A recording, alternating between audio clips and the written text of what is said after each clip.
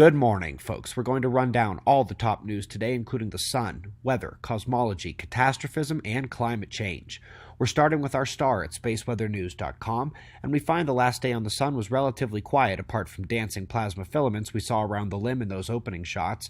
We do still have the coronal holes, and if you recall our thinking that the northern opening was attached to the polar region towards the back of it, there it is. The solar wind stream peaked yesterday just below 700 kilometers per second. That is generally considered to be a faster stream, but it took too long to onset. As density dropped and the speed slowly climbed, the magnetosphere had time to adjust and reconfigure. Instability marks were the peak geomagnetic disruption that we saw. Strongest storm on Earth right now is off the coast of northwest Australia. Tropical Damien dancing in the waters and sliding further to the west. Meanwhile, the same system we looked at in the U.S. took on the east. Tornadoes and high winds in the system, which is thankfully moving offshore today. By the way, it is still freezing and snowy behind that system, records still falling. NASA updated their solar magnetic field animation, such that for the first time there is an exaggerated north-south viewing shift and you see the polar potential gap. We're hoping the solar orbiter's polar shots teach us more about it because we can tell there is a cyclical pattern to the polar potential, but we just need more data and better views of that pole. Solar Orbiter launches in 2 or 3 days.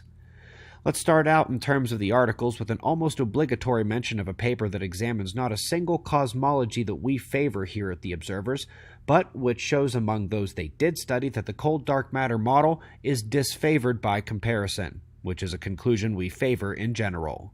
A nice review for veterans, FYI for newcomers, and antidote to the incredulous. The dust of the galaxy rides the galactic winds and magnetic fields, the rippling current sheet traveling outward. It is indeed entrained with the dust and gases of past nova events, making it much more dense than the current sheet in the solar system. They are flowing outward to deliver that material eventually to the circumgalactic medium. In fact, by the time the cold gases are exiting the galaxy, they are much more dust-dense than the hotter interior regions. Now, if you are new here and are thinking, so what, who cares about dusty waves in the galaxy? Well, it's going to deliver to the sun what the sun's current sheet delivers to Earth, a total sphere electromagnetic disruption. And since the galaxy has all that dust and gas, it will also deposit the same kind of material they say triggers Type 1a supernova and recurrent nova. Too much stuff in the atmosphere of the star.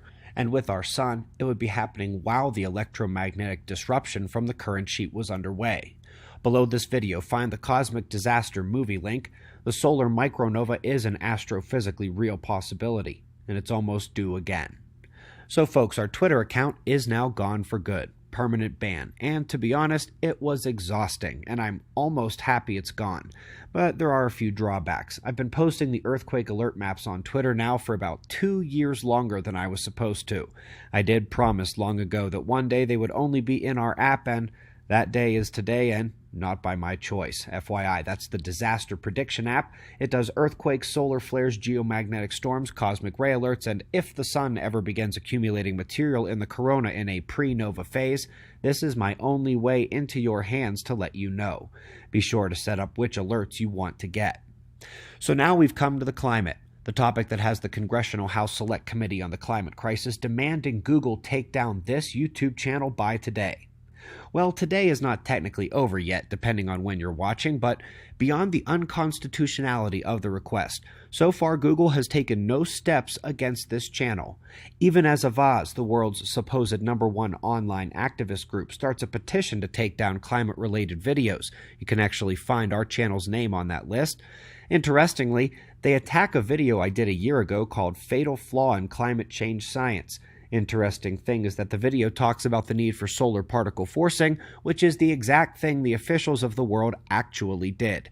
Now, I want you to actually think about this.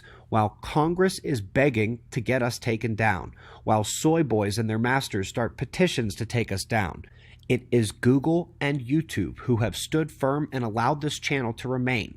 It is the scientists worldwide and officials at the UN who did exactly what we said they should do.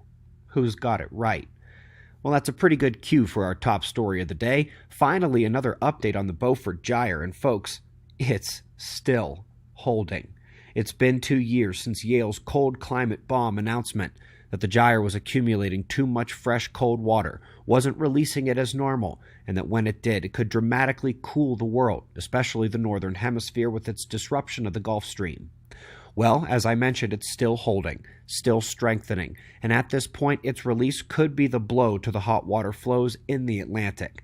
Now, while they say they don't expect a full Gulf Stream shutdown, which they always say, they are now saying they definitively expect the feared effects to some degree.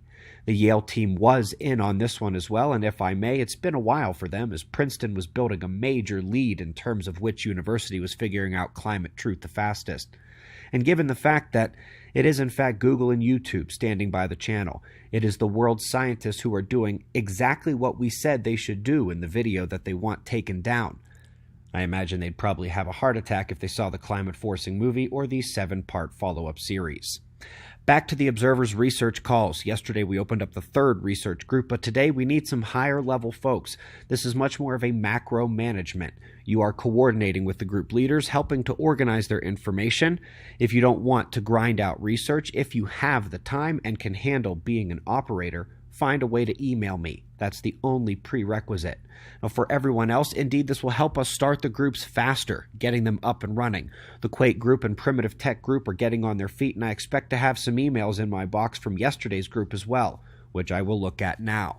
We greatly appreciate your support. Beaufort Gyre is the real deal. It can't last much longer. The Galactic Sheet is a dust delivery system, and earthquake alerts, now on the app only from now on.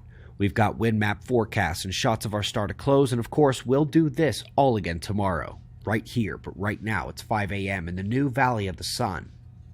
Eyes open, no fear. Be safe.